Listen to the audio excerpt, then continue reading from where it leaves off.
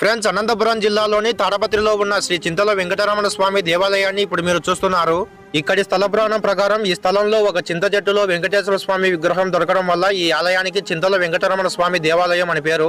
ఈ దేవాలయాన్ని 1510 నుంచి 1525 సంవత్సరముల మధ్యలో అంటే విజయనగర సామ్రాజ్య పాలనలో నిర్మించారు. ఈ ఆలయాన్ని నిర్మించడానికి ప్రత్యేకంగా వారణాసి నుంచి శిల్పులను రప్పించారంట.